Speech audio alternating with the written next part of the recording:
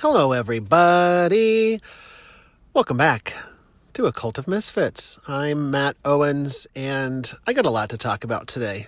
I can always feel when it's getting all bottled up, so I'll give you the rundown here in a second.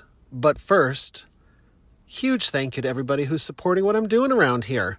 Thank you to everybody who is following the podcast on Spotify and YouTube and Apple Podcasts, and big thank you to everybody who's supported the podcast by sharing it on social media and sharing it with fellow Misfits. And thank you to everybody who's donated. You guys are awesome, and I feel like we got a good thing going here. So today, what I want to talk about is how, first of all, I'm currently sitting in a car with a dead battery. We'll get into that. We'll get into risking your biscuits a little bit, being a little risky with your life, calculated risks.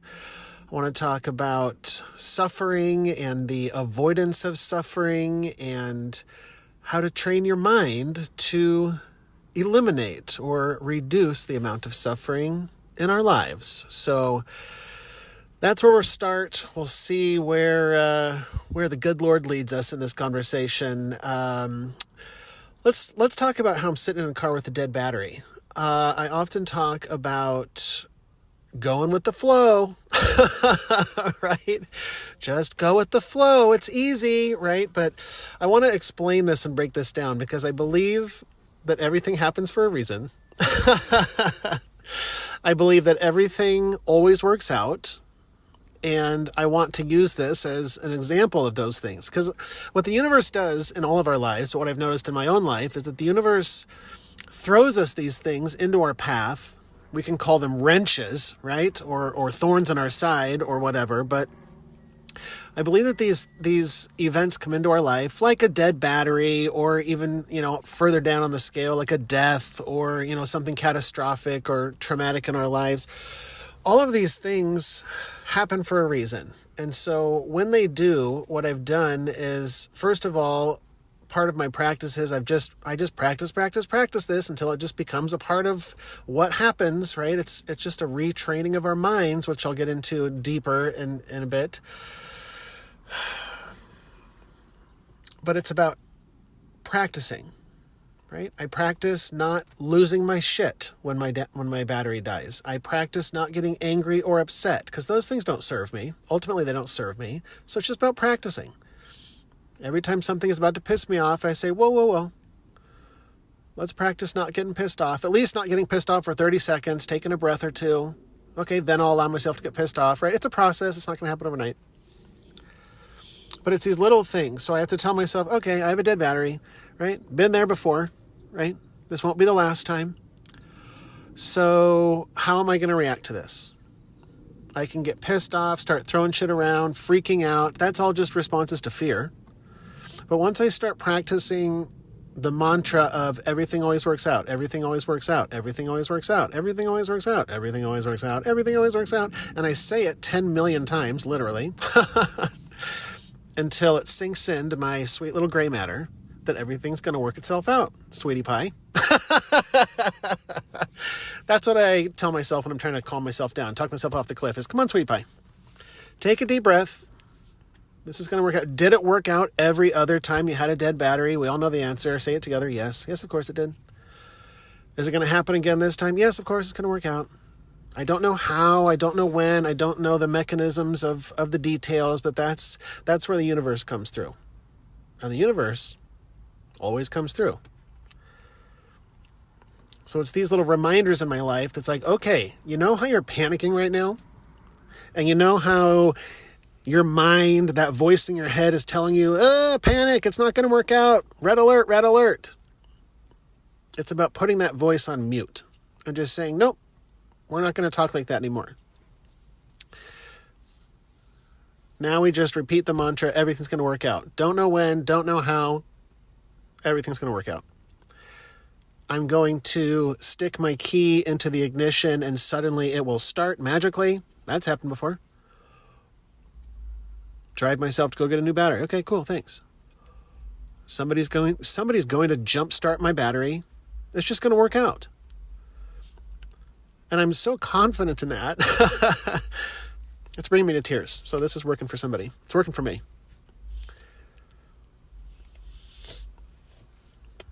I'm so confident in this process, and I'm so thankful for the universe for giving me all the fucking practice that it's given me over the years, like this.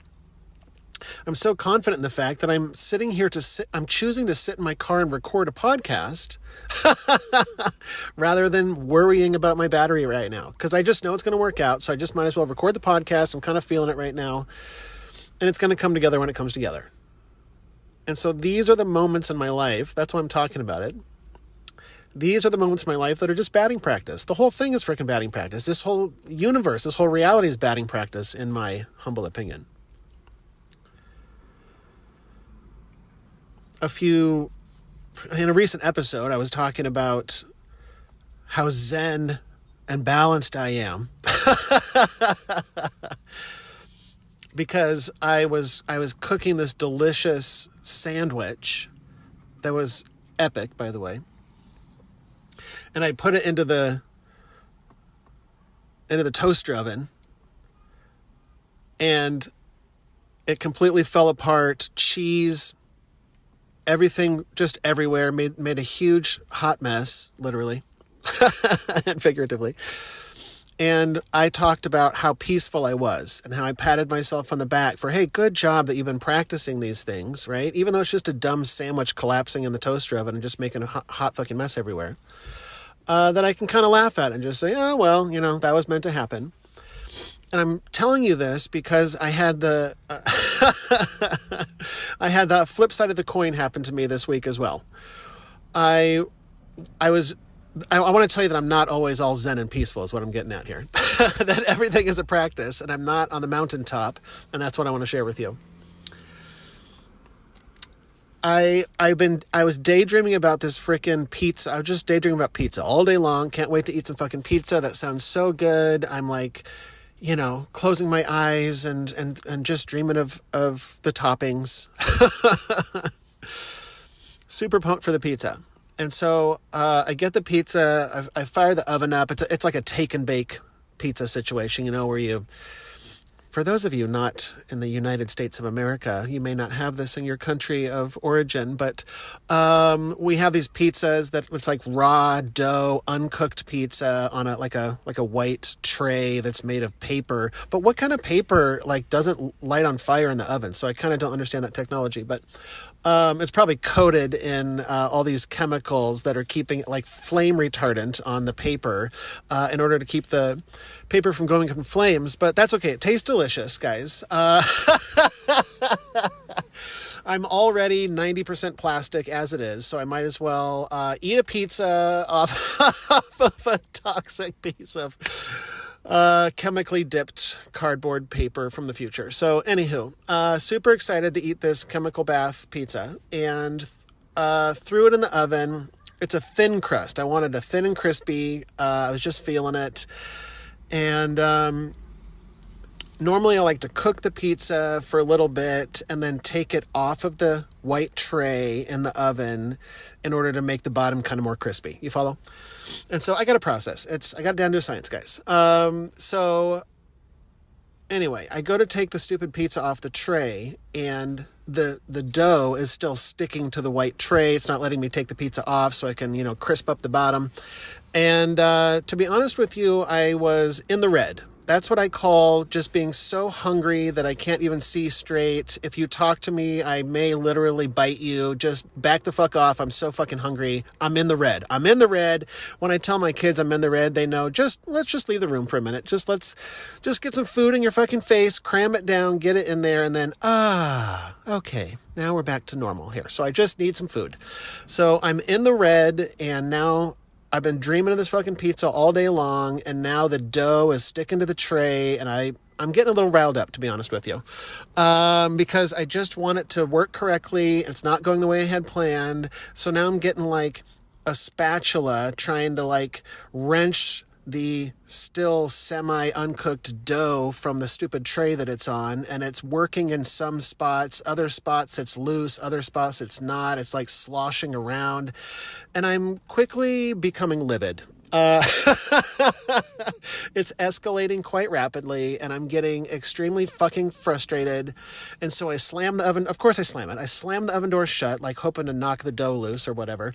And I set the timer again and angrily walk away, checking on it every 30 seconds, just kind of cursing the fucking dough under my breath as if it can understand English. That's okay. It doesn't matter. It's an energy. I'm fucking pissed off at you, dough, and I want you to feel that energy.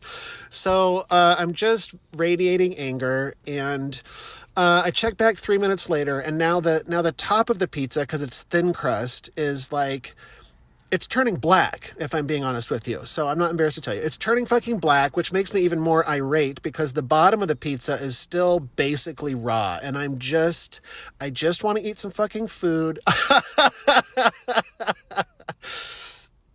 I just want to take the pizza and frisbee it across the room. Let it hit the wall. Let it make a mess. I don't fucking care. I just want it. I'm so fucking angry right now. So I get the spatula again. It's not working. So now I get like a longer spatula that has more reach to get the inside. It's just not long enough. Nothing is working. I can't do this anymore. So, I'm like, that's it. Fine. Fuck it. I don't care. And I take the pizza out. And as I take the pizza out of the oven, it slips off the fucking tray. Like I've been trying to do that for the last 20 minutes and it does it when I don't want it to. It slips off and it folds over upon itself, creating like a pita, like a sandwich, and just completely destroying like the fucking pizza. Like it's just cheese is everywhere, squirting out. The toppings are all just akimbo.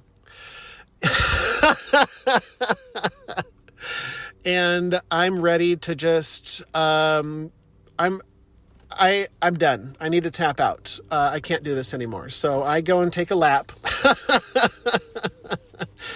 Just unballing my fists of fury. And I had to take a breath, right? So I tell these stories of when I'm all zen and calm and look how peaceful I am, guys. All you have to do is just breathe, right? But then there are other days. Those other days are the ones that remind me, oh, I'm not the master yet. I'm still the fucking student. Right? The ones where I fall on my ass and go, oh, okay, I'm still learning here. Still learning. It's all practice. Thank you. Thank you, Jesus. Thank you, God. Thank you, whoever the fuck is helping me out over there. Appreciate the lesson. Appreciate the opportunity to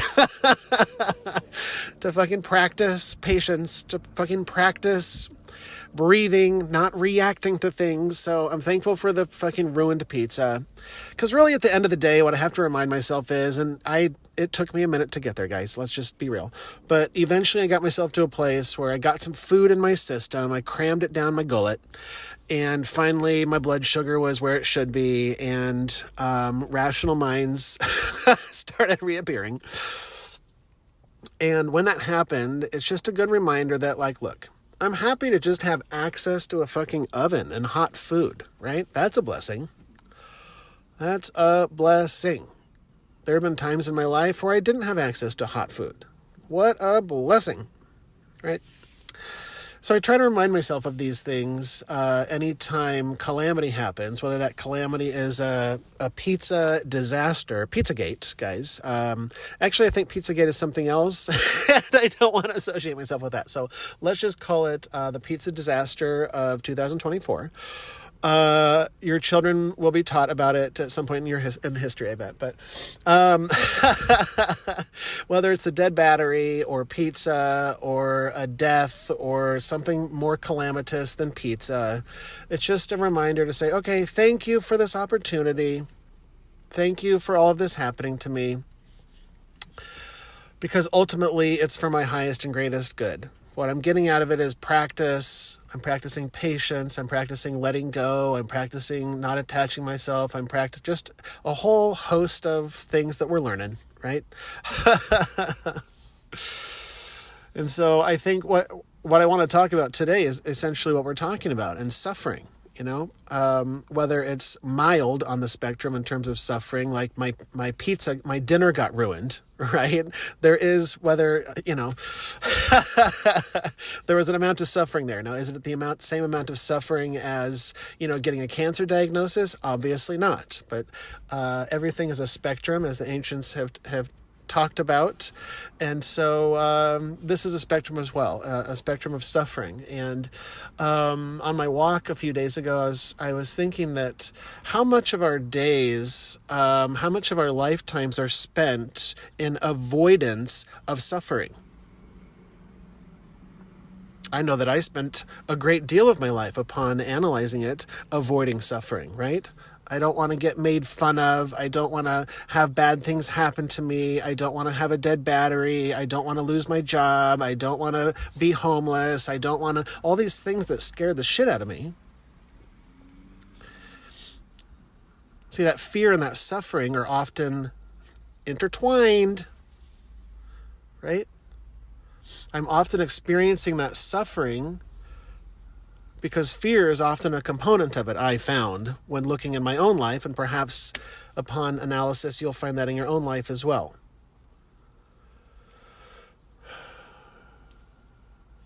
I'm staying in my dead-end job, which is causing a great deal of suffering, and yet, in order to eliminate the suffering, all I would have to do is quit my job or get another job, and yet fear is what is keeping me in place, keeping my feet firmly planted where I don't want to be, or I know I'm not meant to be.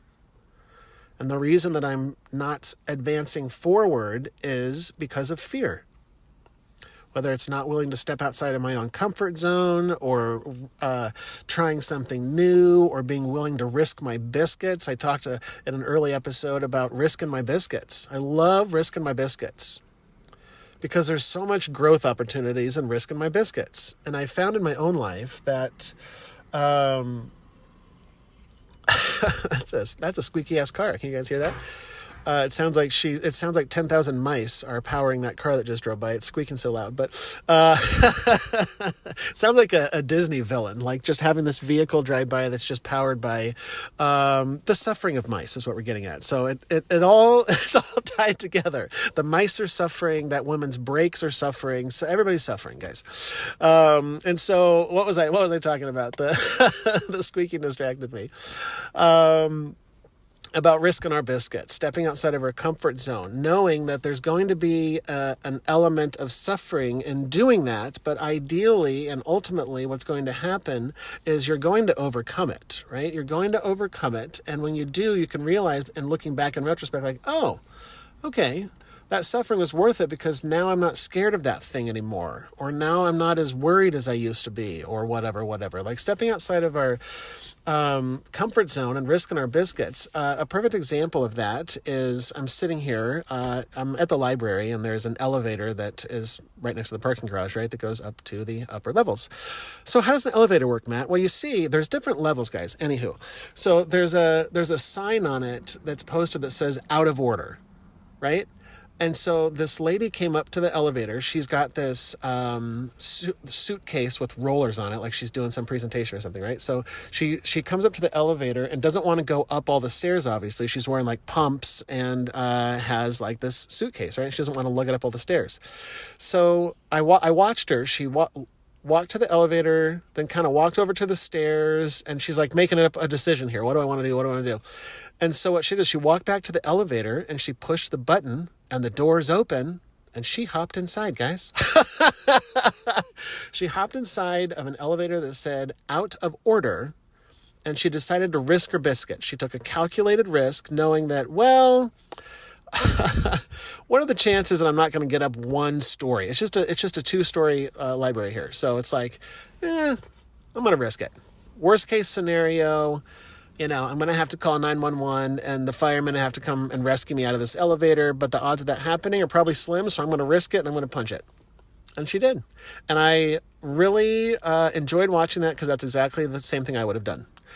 Made a calculated risk, like, yes, it could actually be broken and I'm risking going into this elevator, but at the same time, like, it's probably going to work out, right? It also speaks to the idea that I always talk about, that everything is an illusion, right? That out of order sign was clearly an illusion because the elevator's not out of order, right?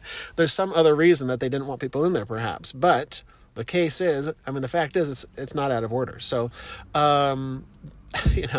everything always works out. This is perhaps, this is how I live my life. Everything is probably an illusion. And I'm just going to go forward with that knowledge and that insight by risking my biscuits, willing to take more calculated risks in my life, knowing that, it's probably going to work out, right? Looking back at all the other times in my life that I risked my biscuits, and one way or another, let's just be honest with each other, it worked itself out, right? And so I had to really think about it a lot in my life. That's why I didn't just all of a sudden say, oh, this is my new mantra. I'm just going to trust blindly the universe to take me where I need to go. No, that was a very scary process for me. But it's these types of examples that I'm talking about that got me to a place where I'm like, you know what? Every single fucking time that something happened to me, it did work itself out. So I'm just going to go forward with that knowledge and not freak out. Right? All the times that it didn't, all the times that all these things happened to me and it all came together one way or another. Right? So a lot of this, a large component of getting myself to this place where it's like, well, whatever, we'll just go with the flow here. The way that I did that was training our mind. I had to train my mind to sit the fuck down, to chill out, and to not worry or get stressed about something, whatever it might be. I have to say, hey, buddy, remember we do this every time. We do this little dance of ours. That voice in my mind, that reptilian part of my brain, I refer to it as HAL. Like the HAL 9000 from 2001: A Space Odyssey, right? We should be scared of this, Matt Owens. Why aren't we more afraid right now? This might not work out. And I'm like, nope, I don't play that game, Hal. Nope. I don't say those things anymore. So I train my mind when I'm experiencing suffering. I train my mind with just certain core, it's usually a bunch of mantras that I tell myself that get me through it. That nothing lasts forever, right? Whatever I'm experiencing right now that's causing me suffering, it's not gonna be here at some point, right? Because a lot of it is how we're interpreting the things that happen in our lives, right? How often I found myself choosing to get angry and upset over something. It's all a choice. That was part of my learning process as well. It's like, all of a sudden I was angry. It just was there and I just went with it. I'm just going to be pissed off. And you know what? I'm going to be pissed off all day. What do you think of that? Especially if it's like something that somebody did to me. Maybe I'll be pissed off about it for years. Huh? What do you think about that? But then I started realizing, that doesn't feel so good being bottled up inside my gut all these years. All this bitterness and anger and rage and resentment and whatever. And so I had to start purging myself of that slowly over time, right? Forgiving myself and then being able to forgive other people and seeing things from other people's perspectives. All of this helped to unlock all that bottled up junk, right? That's a part of me. But learning to love the junk, right? And maybe not labeling it as junk. But over the years, I've learned to just practice training my mind. It feels very Yoda and, Jedi Master of, train the mind. But, all of the ancients talk about how everything is of the mind. Whether that's meant to be taken literally or figuratively, I'm kind of in both places, right? That figuratively, we are perhaps living in a false reality, that we are the illusion of God's mind or God's dream or something along those lines, right? But very literally, my reality, my day-to-day world is a reflection of my own mental, I don't like using the word control, but my own mental acuity, my own ability to not react to certain things, right? Practicing not getting upset when somebody makes fun of me. Practicing being patient when I'm in a really long line that's taking fucking forever, right? Practicing. Training my mind not to get antsy, right? Going on my walks without my cell phone or, not looking at social media for 24 hours. Training my mind to get used to these sorts of things. Training myself not to get defensive all the time. Training myself not to, just a long list, right? Fill in the blank. But that's my reality is almost exclusively based upon how I'm choosing to respond to it. And that's super profound.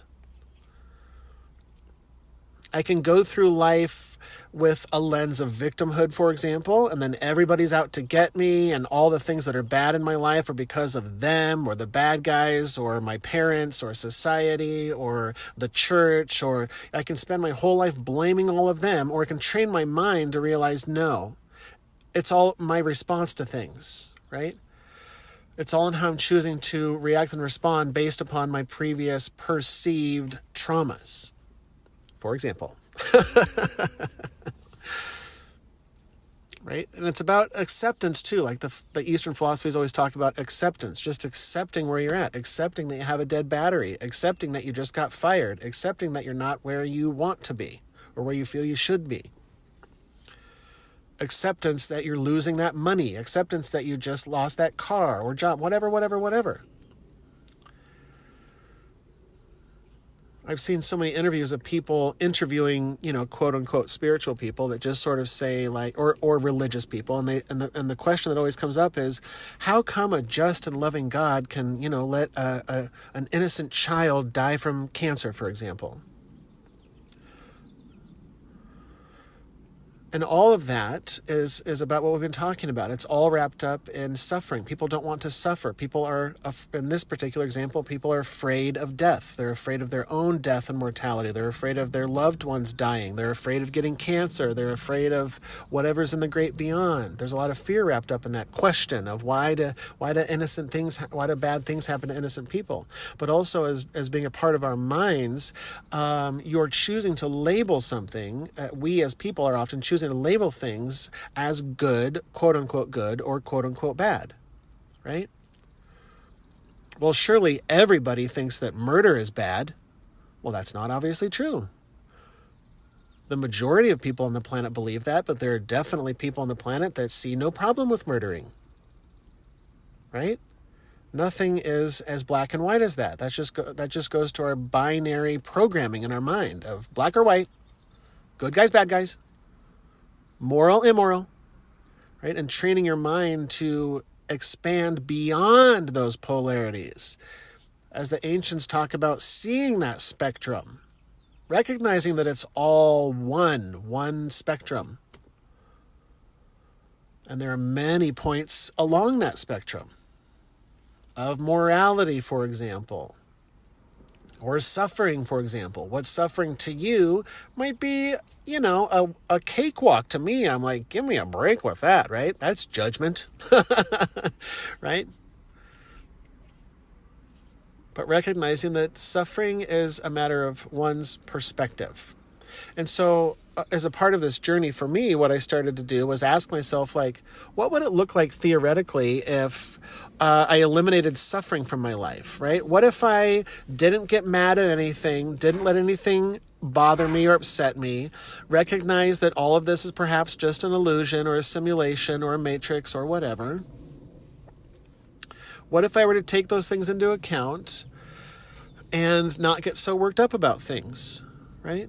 What if my car battery died and I didn't get upset by it? Could I get myself to a place where that was my new reality? And the answer is yes. I have experienced so much more, let me say that a different way. I've experienced so much less suffering in my life over the years, and I don't believe it will ever be eliminated while we're here in this material realm, this universe, or whatever you want to call it. I think we're meant to experience suffering and to get ourselves to a place where we can be okay with that, which is the whole challenge. That's the whole shebang. That's the whole game here, is can I become okay with suffering? Because the truth is, in my own life, I'll just tell you that as I've began to let go of these things and do these practices with my mind, that the suffering does dissolve to a large extent. It's actually pretty amazing, right? So these ancients were onto something. They kind of knew something.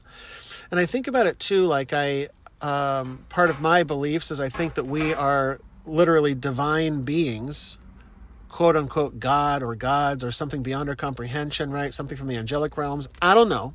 Call it what you will. But I believe that we are divine, limitless beings that are experiencing pure joy, love, heavenly realm type stuff, right? On the other side. And right now, how wild would it be if you were a limitless being that only experiences one side of that spectrum? Only the light, right? No darkness, no sadness, no trauma, no depression, no whatever, right? So if I were this eternal being that only experienced that, what a wild trip it would be to say like, hey, let's hop into this freaking 3D realm, forget who the fuck we are, and dabble in depression. Wouldn't that be crazy? Right? And I feel like as a divine being, I'd totally be down for that. Like, yeah, okay. Yeah, that would be fun, right? It's only for about 100 years, right? It's in the blink of an eye. It's just a fun little experience, right? You're going to freak out. You're going to be real scared all the time, right? All worried and stressed all the time and anxious. It's going to be a hoot, right? I think my soul is just here for the earth ride. Like I know, knowing full well that there's going to be suffering, knowing that I can handle it, knowing that it's all going to work out, knowing that it's for the betterment of an expansion of my soul or consciousness or whatever, right? That it all serves a grander divine purpose in some way that I probably can't fully comprehend as a human, right? But I just think that the answer to why does God let bad things happen to innocent people is because that's the whole point. Right? And we don't want to hear that while we're here. And that the human doesn't want to hear that. The human's like, are you fucking kidding me? This is going to be miserable. But the trick is, if you choose to view it as miserable, you will have a miserable existence. If you choose to experience life in a grateful way, like, you know what? Thank you that I even have a car that has a dead battery, right? How many people don't have cars? Right? I'm so lucky that I get to drive around today. Yes, I have a dead battery, but why am I going to focus on that today? What a bummer that is. Instead, let's focus on like all the things that are going my way today. Right? The fact that I have legs to walk around, what a freaking blessing. That I have this iPhone in my hand that costs more than, some people make in a year in some places in the world, right? Like, what a blessing. Why am I focusing on the negative shit? This is what I have to remind myself. Again, it's all just practice. Practice. Even when I don't want to, even when I'm crying or angry or in the dark place or whatever. These are the foundational things that I do to just bring myself back to a good place, right? To reduce the amount of suffering. Because I'm in charge of my own suffering. That's what I didn't understand this whole time.